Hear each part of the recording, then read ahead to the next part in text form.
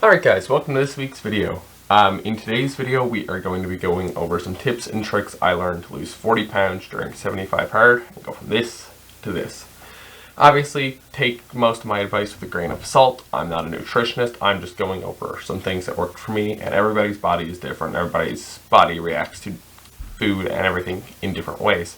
As someone who did suffer from some form of a binge eating disorder, it makes my relationship with food a little weird, so therefore my eating ideas and practices are going to be a little weird. Probably not going to work out for most people. So kind of take this advice. This isn't a one-for-one do this. This is kind of more suggestions for you to take and tailor and mold to yourself and your circumstances. With that, let's get into the first tip.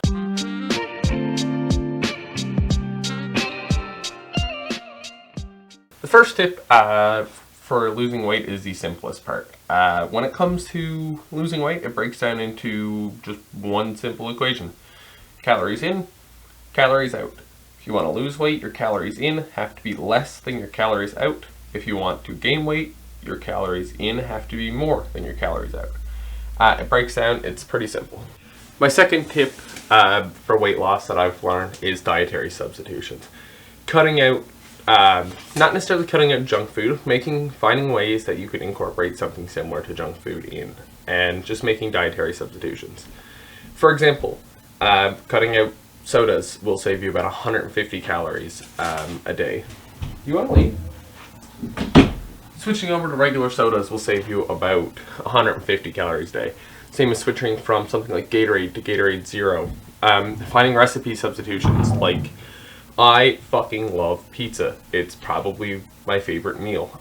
Couldn't eat pizza during 75 hard because obviously takeout pizza or box pizza was so high in calories. So I fed that low calorie pizza recipe. Link's gonna be in the description for it. I swear by it. I've still made it since being off 75 hard. It's great. It's great to be able to have a low calorie pizza that I could sit down myself, eat the entire thing watching like an anime, and then not feel like shit about it because it's not high in calories. And just making some other dietary substitutions just to save calories where you can. Like right now, let's go up, let's make some breakfast, and I'll show you an example. For example, the omelet that I'm making here now, instead of using 2 eggs for 150 calories, I'm using an egg and half a cup of egg whites, which is giving me 130 calories instead, but more food volume.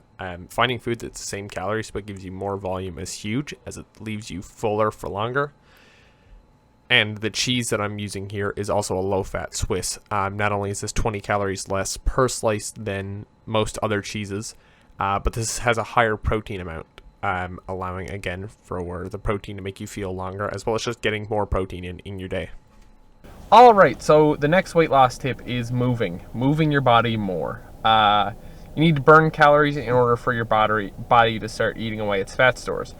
And if you need to lose weight, you need to burn more calories than you eat. So you need to move to burn these calories. So that's whether it be walking, running, CrossFit, boxing, weightlifting, powerlifting. Like whatever it takes to get your body moving and burning calories, do it. A common misconception is that cardio is the only way to burn fat and lose weight. Isn't true. It's been shown now that weightlifting is just as effective, as well as the fact that weightlifting at the same time is building muscles. So you're burning fat as well as recomping other fats and proteins into your body into muscle. So it's like a 2-for-1 special, allowing the body recomposition and allowing for the weight loss. Right now I am outside of reps. We're going to head in. We're going to train some accessories with 20 minutes of bike at the end of it.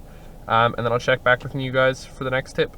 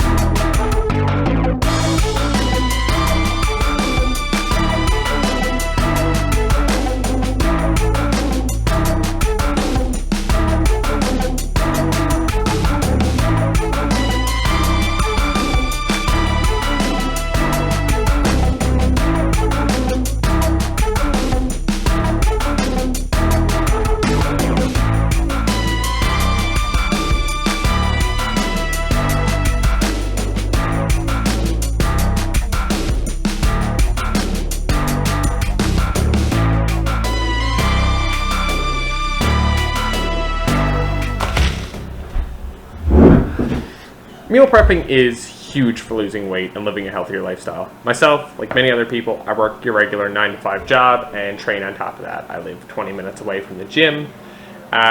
So for me, going to the gym is an on the way home from work thing, meaning I don't get home till late, till like 7 o'clock or later on night, most nights.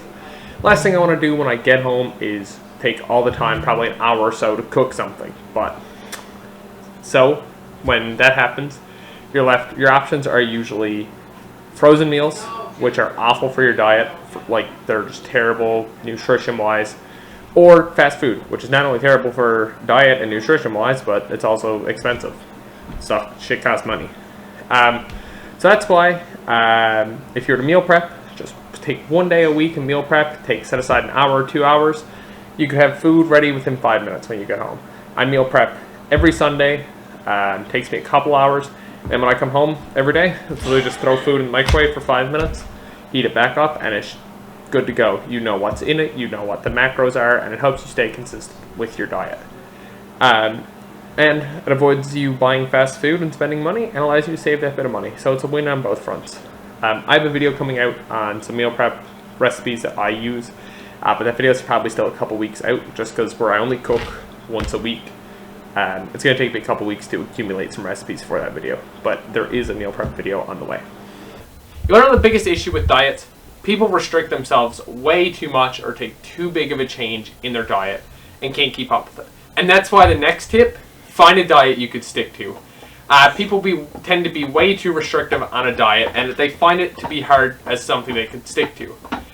When I did 75 hard, the only restriction I made on myself was I couldn't have fast food, and I had to eat less than 2,000 calories a day.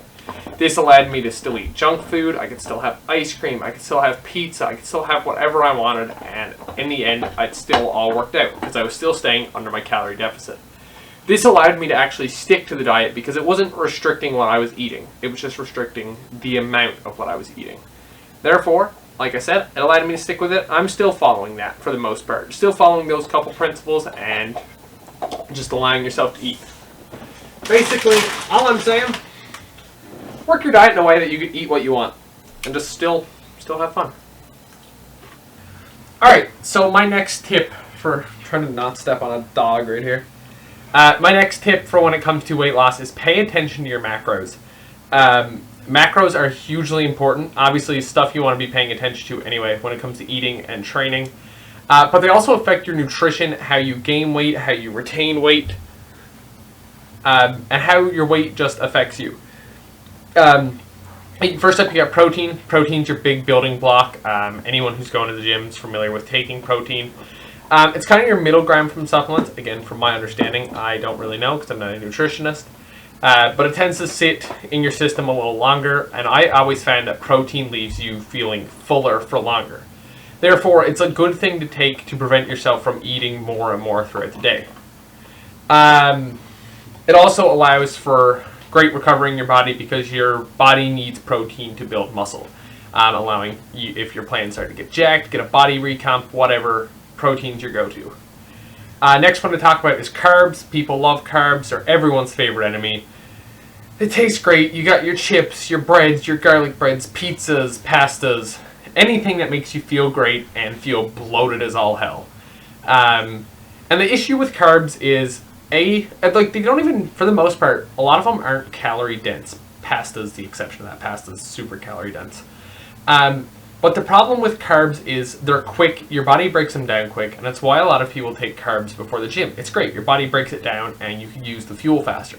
But the issue with carbs is, especially when it comes to stuff like pastas, they're high in calories, therefore meaning they're breaking down in your body fast. You get very little satiety from it, and you're just finding yourself hungrier quicker, and therefore you're eating more often because they're not as filling. And finally, we have fats. Fats is the one that a lot of people get scared to talk about, but fats are a big fuel source in your body. They break down slower than everything else, therefore meaning they do stay in your system longer. And if they don't get broken down, they get stored, and they're one of the last things to get used up once they're stored. Again, to my understanding, this is just from my knowledge of training. So, fats are important to keep around. The common misconception is cutting out fats altogether. but I always find the best thing to do with fats is to try and work your diet around them. From what I found working with 75 hard, my best split, I don't remember the percentages offhand, and I can't go back to FitnessPal and find it. But I focused mostly on my protein intake, then tried to keep fats a little above the amount of carbs I took in for the day.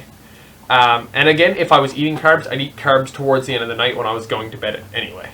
Alright, so the final trick I'm going to give you guys for this video, and the final trick I found during 75 hard, was fasting. Not only does it help you lose weight by restricting your eating window and allowing more time for your body to eat the stored food, but it also helps you get a truer weight in the morning. A lot of things throwing people off is they're not weighing it at a consistent time throughout the day and weighing at a time when they're like consistently empty. I used to go a little too ridiculous with the fast. I wouldn't necessarily recommend what I did, but I used to fast for about 10 hours. So I'd stop eating about an hour or 2 hours before bed, sleep for 6-7 hours, and then I'd get up. I'd be up about an hour before I'd eat again. But choosing some form of a fasting window will definitely help, as it, again, closing your eating window, closing your time to snack. If you set this hard restriction on yourself, I'm going to stop eating at 8:30, it stops the late night snacking.